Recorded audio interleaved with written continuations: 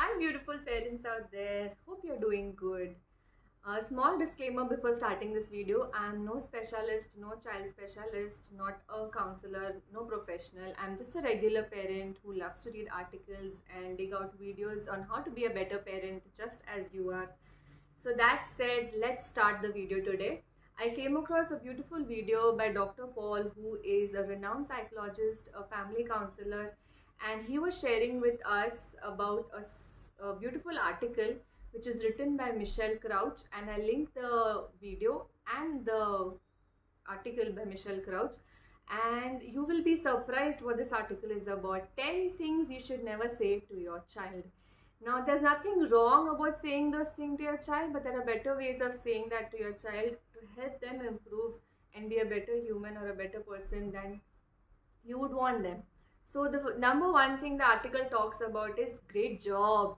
Now we as parents do this so often. Every time a child accomplishes something, or even if he's done something very small, you say great job.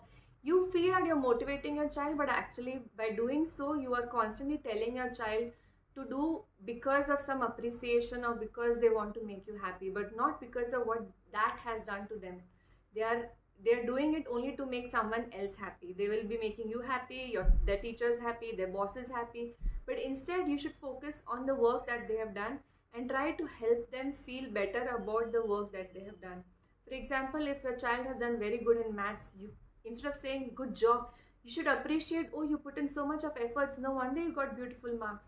Or if he has won a match, you should appreciate, oh, the team spirit you showed and the efforts and the practice that you put in.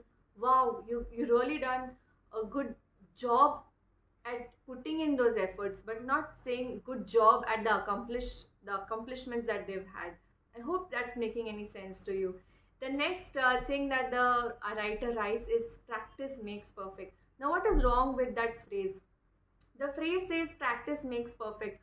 So what you're doing is every time a child has put in a lot of efforts, instead of appreciating the efforts or the hard work that the child has put in to come to a point in that subject or in that particular field, instead you're giving them something to go further with.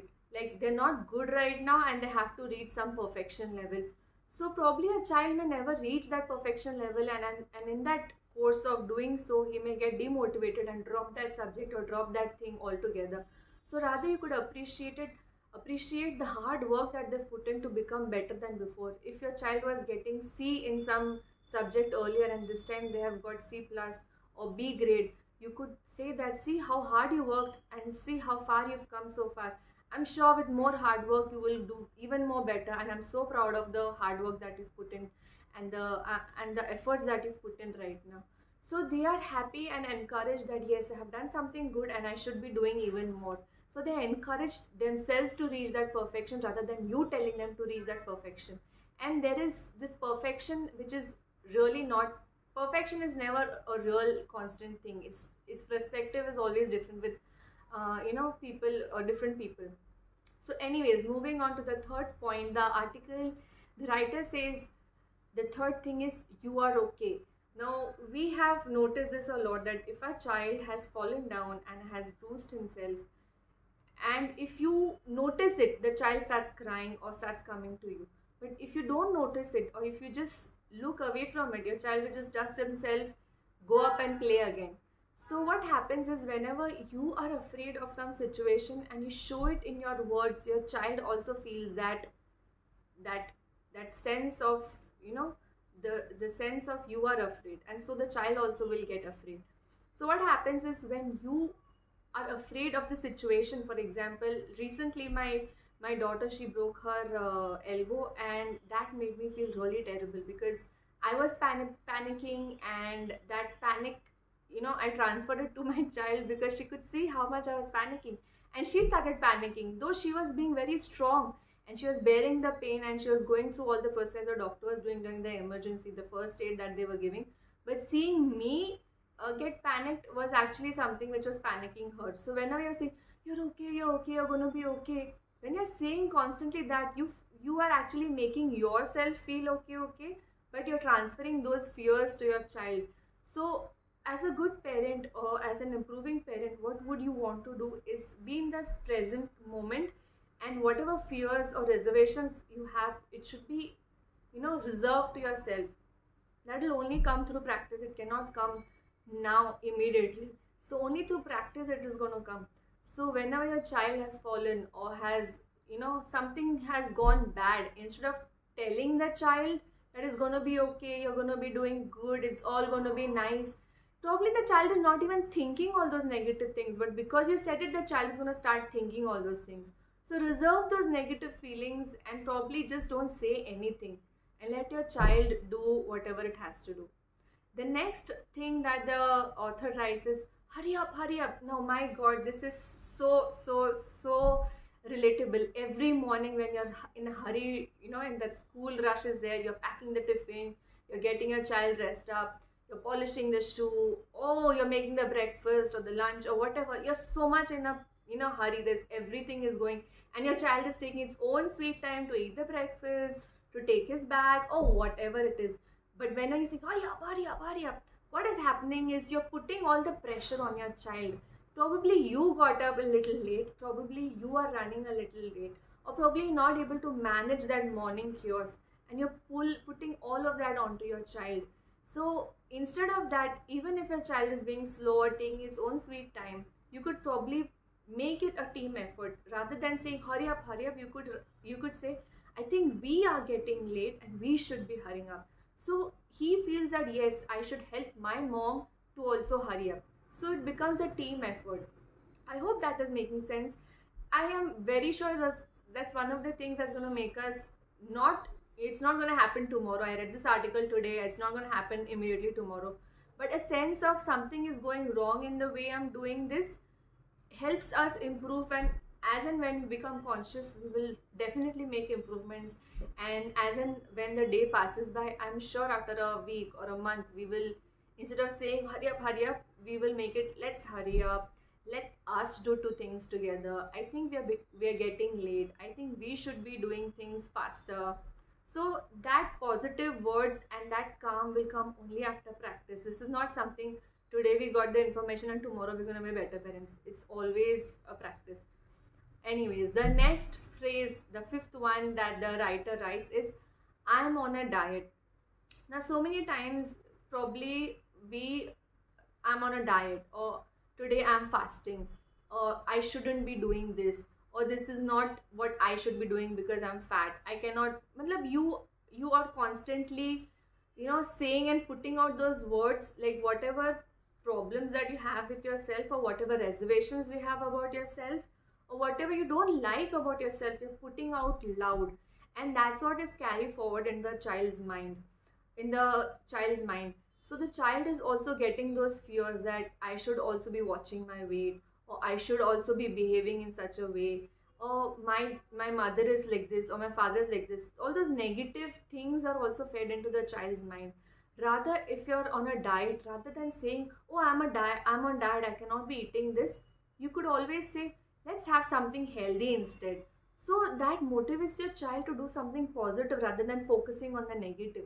So every time you are reserving something or going to say something negative, the article is all about telling us to rephrase the same thing in a more positive way rather than just saying it bluntly negatively.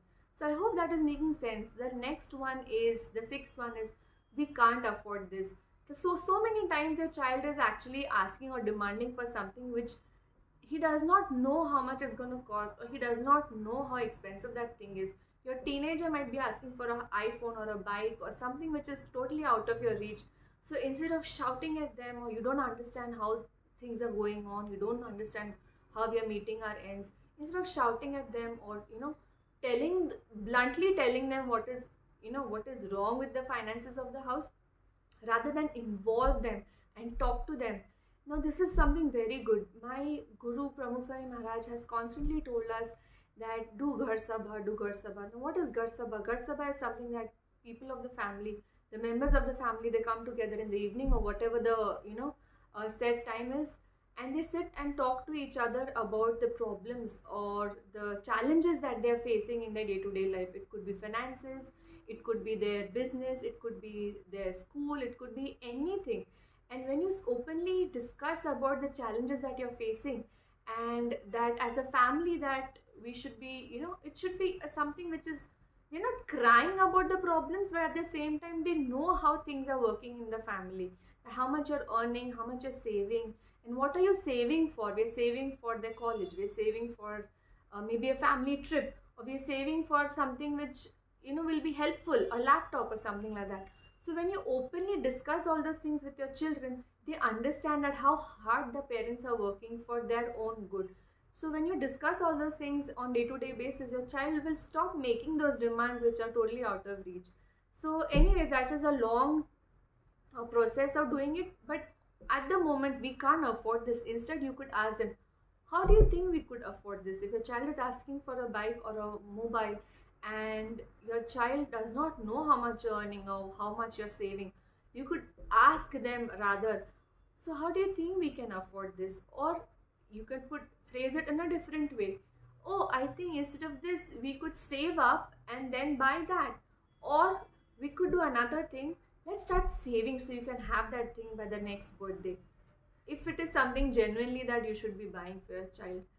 So open discussions on a regular basis will help those kind of difficult conversations with your children become an easy conversation rather than a difficult one. I hope it's all making sense to you. We'll definitely discuss about all these things in more details in the other videos. Anyways, let's move on to the next point, that is point number 7. The author writes, don't talk to strangers. Especially with young children, we constantly tell them about, don't talk to this person, don't talk to that person, don't eat from that person, or don't go with that person. We are constantly, because it's true, we have to train our kids to help them in situations when they're going alone to school or when they're going for classes alone. You want to help them be aware, but at the same time you don't want them to become like scared of the world.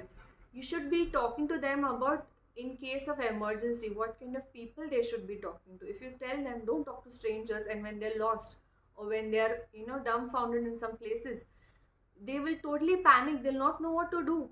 So rather you should train them about what kind of people they can talk to people in uniforms. When you find a policeman, show them how policemen in your local areas look like. Show them the safe places that they can go in your locality. Or tell them, if you find a granny or a mother with children, go and talk to them and ask for their help. Go to a shopkeeper and ask for their help. So whenever you are at a mall or in some public place, show them those people, show them those places, and tell them that these are the safe people or the safe places to go to ask for help, rather than just telling them that the whole world is bad and everybody is bad. So the next point the author discusses is the 8th phrase is, be careful. Now you are totally scaring your child away with those words, be careful. Saying those words, instead of that you distract them from what they're actually going to be doing. For example, they're going and playing in a garden. Oh, be careful with those monkey bars, or be careful with that swing. So what happens, that child is constantly worried and doesn't know where to put his steps, and he's never taking those risks. For example, doing a skateboard, or being on a trampoline, or any kind of sports will need some kind of risk taking, or being in any kind of situation, like even if you're doing experiments, you are at a risk of doing something bad. So by constantly saying be careful, don't do this, don't do this, don't do that, you are constantly putting in fears in your child's mind, and that will never enable the child to take any kind of risk. Rather, just let it be, let the child do what it wants to do, and just be around, so that in case of any emergency, of anything bad, you can go and help your child. A child will learn from the mistakes they have made. So let them make their mistakes. Obviously, I'm not saying let them go and make big mistakes. You know that's going to be very bad for them. So small things can be avoided, and they can learn by themselves. When you constantly tell your child, don't touch the switch, don't touch the switch, don't touch the switch, they are going to go and touch the switch, and they are going to learn that next time I'm not supposed to be touching the switch. So as a child, you could safeguard that switchboard by putting in a tape, or putting in baby proofing the switchboard. But just constantly saying don't do it, don't do it, don't do it, it's not, they're not going to learn it. They will want to do something that you're constantly saying don't do it. So rather let it be, let them do and learn from their mistakes. So there's a very thin line between that, letting them commit a mistake and warning them before making that mistake. Always give them options. If there's something terribly wrong that they're going to be doing, tell them what they're going to be doing wrong, what will be the outcome of what they're going to be doing wrong in, and give them options. See, these are the things. Whenever you give them option, a safe option to choose from, they're always going to go with options. And talking helps a long way. Whenever, instead of being aggressive, using aggressive words or going aggressively handling the situation, talking always helps. Calmly talking, laying out the situation, laying out the points in front of them, and telling them, putting the control in their hands, that you choose what you want to do, will definitely help and go a long way. The 9th point the author discusses: no dessert unless you finish dinner. Now this is something like, know this, know that. If you don't do this, you will not get that. Like something you do and something you get. So they're always into that reward and punishment sort of situation. If you do this, then you do that. If you don't do this, then you don't do that. So they're always in that, mode that if I do this, then I will get that. Instead of that, tell them by doing this, how is it going to help them to get something better. So rather than focusing on yes and no, or no and no, or yes and yes, you focus on more on how happy it's going to make them doing something. So if they're eating their food, tell them how nutritious food is going to help them benefit their body and how strong they will be. Or if I'm talking about all this, if your child is like really young, so no desserts will will not motivate them to finish their food. Rather they will create more tantrums for you. So rather than telling them no this and no that, you could tell them how wonderful it would be if they finish their food, and then desserts will definitely follow. So it's going to be like an achievement for them. Yes, I've done a good job and I'm getting desserts after that. So the last point that the author discusses in the article is let me help. Now, as a protective child, as a protective mother or a parent, you usually, if you see your child is struggling with some puzzle, if you see your child is struggling with some activity, you go and rush to help your child, and that enables your child to constantly depend on you for everything they're doing, right from tying their shoelaces to packing their bags, or even going to the potty for themselves. Every time you go and try to help your child is going to be, they will constantly wanting your help, even if they can do themselves a good or a better job. So rather than trying to help your child out, let them do something themselves. Let them take a bit longer time. Let them, try to figure out how the puzzle is going to end up. Let them make mistakes. Even if the child is going outside the line or he is going outside the coloring zone, let it be. You just give them the basic rules of how the game works and see how they are doing in it. And if they're not doing in it, then give them options. If they're really struggling for a long time, then give them options. See, you could use this A, you could use this B, or you could use this C. Give them options and then let them choose out of these 3 options. 10 things are there in front of them and they're confused what to do with it. Rather if they're struggling a lot, rather you just, list down 3 or 2 things that they could do, and that will really help them a long way. So this way they're learning on how to do things themselves. They're being independent and not being dependent on you all the time. I hope this article actually helps you, and I'll link this below. Check it out for yourself, and I hope we all be a better parent tomorrow. See you in the next video.